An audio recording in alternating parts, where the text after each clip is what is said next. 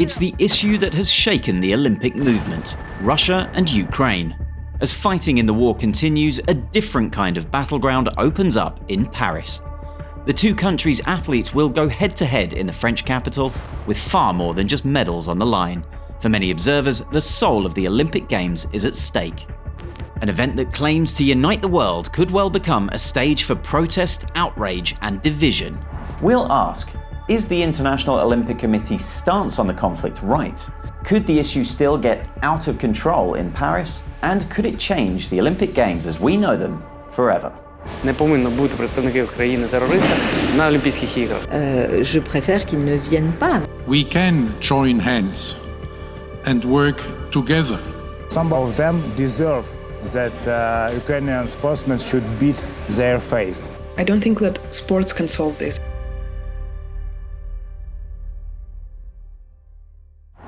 First, let's recap what the situation is for Russian athletes. In December 2023, the International Olympic Committee, the IOC, confirmed their rules for the Paris Games. The key points are: Russian athletes can compete as individuals, but only if they are not members of the military and have not actively supported the so-called special military operation. Furthermore, no Russian teams will be allowed to take part, and those athletes who do make it will face further restrictions. They cannot officially represent Russia, they'll compete as neutrals. That means no flags and no national anthem. State officials and Russian Olympic Committee members are also not welcome. The same goes for Russia's ally, Belarus. The IOC is clearly trying to walk a tightrope here, avoiding punishing athletes who have had no part in the war, while removing Russia's ability to use the event for propaganda, something Vladimir Putin's regime has done extensively. Повернемось до 22-го року, коли почалась війна і коли вони стояли в Лужниках з олімпійськими медалями і закликали приймати участь в СВО. You can see quite a lot of sportsmen in Russian so-called politics. Basically, you can manipulate them very easily because they won't say anything. They will just follow what their superiors are saying. So, has the IOC found a fair compromise? Or is it trying to have its cake and eat it too? Perhaps unsurprisingly, the reaction out of both Russia and Ukraine was outrage. Before the year was out, both countries had refused to rule out a boycott of the Games. Even assuming neither follows through on that threat, there is definite potential for friction in Paris. And several boycotts have already happened in Olympic sports. The most high-profile boycotts so far came at the Fencing World Championships when Ukrainian Olga Karlan refused to shake hands with Russian opponent Anna Smirnova at the end of their bout, instead offering to touch swords.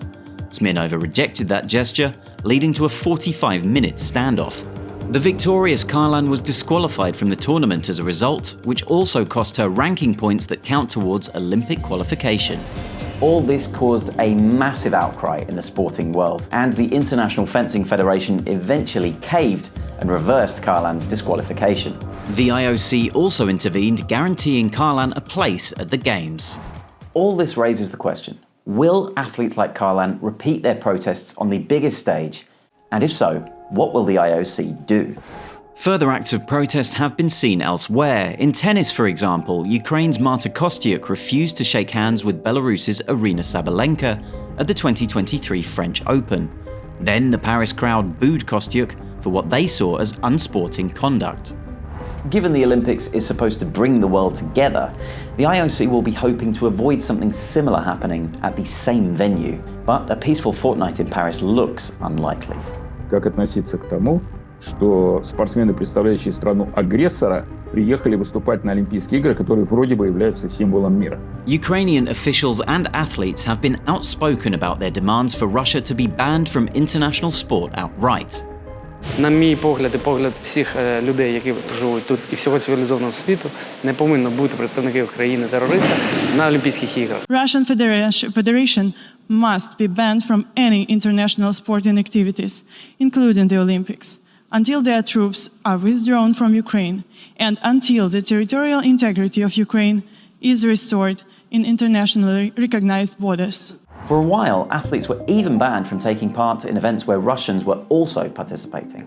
And in early 2024, over 200 Ukrainian athletes wrote to French President Emmanuel Macron asking for his support in their attempts to block Russians and Belarusians from going to the Olympics, a position supported by the mayor of host city Paris.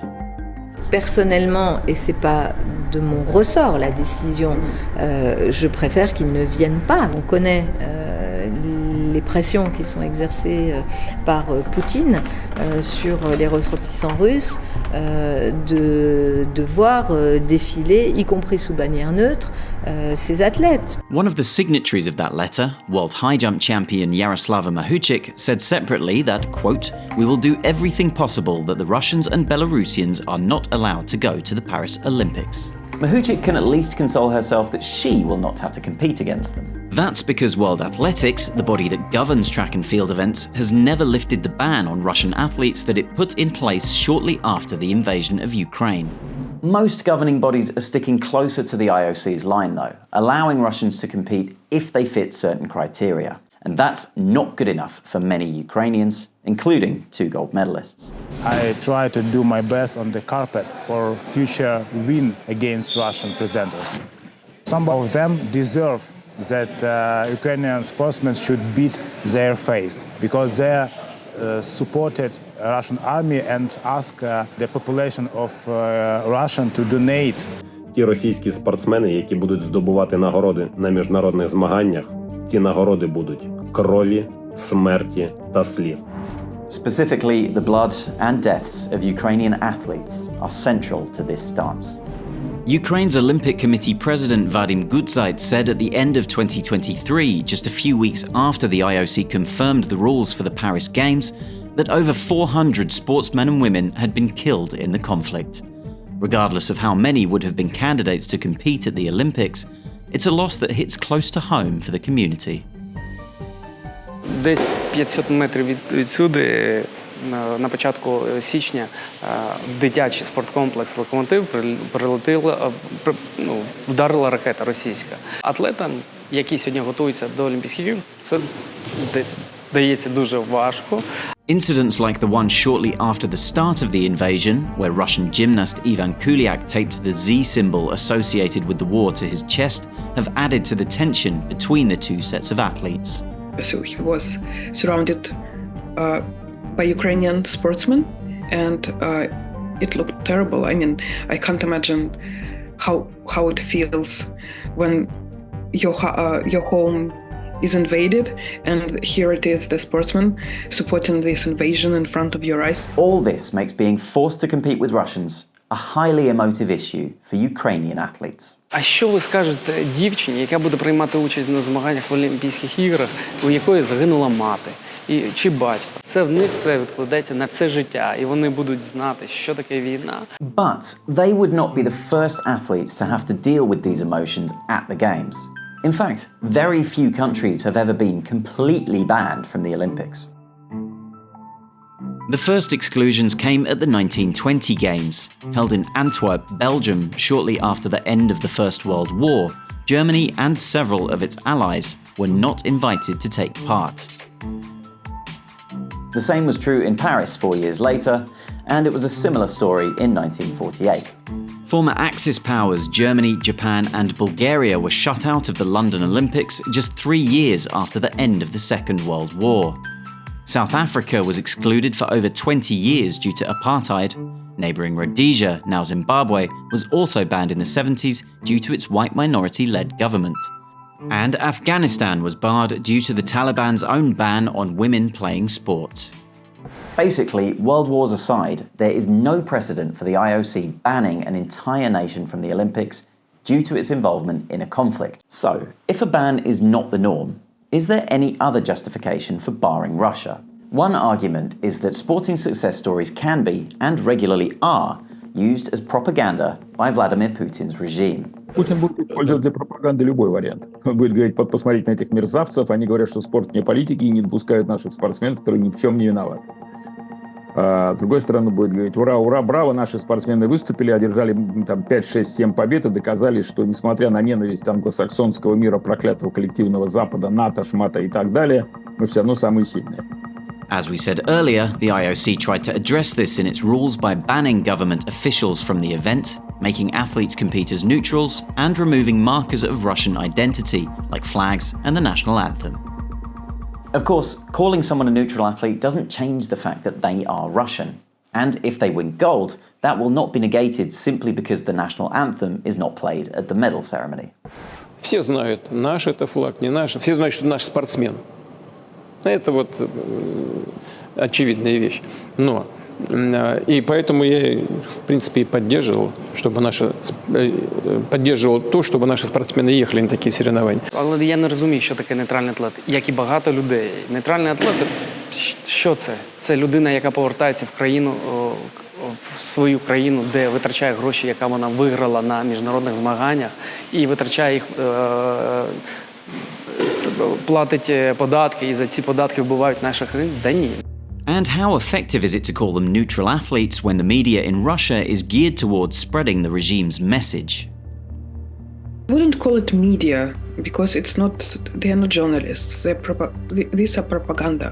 They can use anything in the way they want. They have their own aim to spread propaganda all over Russia. So is the IOC just kidding itself in thinking that these measures will stop the games from being cynically used? Russia certainly doesn't think the restrictions are meaningless. Less than a week after they were announced, Vladimir Putin suggested the country may boycott the games. Если вот цель в этом – отсечь наших лидеров и показать, что российский спорт не развивается или, значит, он наоборот загибается, ну тогда надо, чтобы Минспорт и Министерство и Национальный олимпийский комитет России проанализировали и приняли взвешенное решение. Leading Russian figures have repeatedly said that politics should be kept out of sports. That seems convenient considering how extensively Russia has used sports for propaganda, although the actual effects of that are questionable. I don't think that participation of a bunch of Russian sportsmen in Olympic Games in Paris will help Russian regime that much, to be honest. I don't think that anything will change what Russia has now, unfortunately.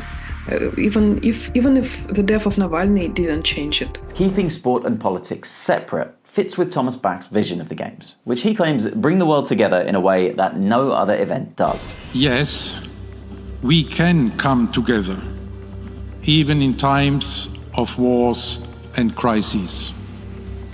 Yes, we can join hands and work together for a better future. На самом деле очень жалею господина Баха, чисто по-человечески, потому что не желал бы находиться в его шкуре сейчас, потому что какое бы решение ни было принято, с какой-то стороны камни полетят на него все равно, получая огромное количество ударов критических с разных сторон, со стороны России, со стороны Украины, со стороны крупных европейских держав и Америки и так далее. Он все-таки пытался, грубо говоря, придумать какое-то наименьшее из зол. Bach himself was forced to miss the 1980 Olympics after West Germany joined other Western nations in a US-led boycott of the Moscow Games. Then a gold medal-winning fencer, he was critical of the boycott. That has helped him form his position now as IOC chief. One of the aspects of non-discrimination is that athletes cannot be held responsible for the actions of their governments or their national Olympic committees. The IOC claims athletes themselves also reject an outright ban. Days before the rules were announced, IOC Athletes Commission Chair Emma Terho told a summit that the vast majority of athletes worldwide believed they should not be punished for the actions of their government. This is also what informed the decision to ban members of the military from competing, as they could all be involved in the invasion to varying degrees. That brings us to an important question. Does Russia's treatment now define the way the IOC has to act in the case of future conflicts? Russia itself has accused the IOC of hypocrisy over this issue.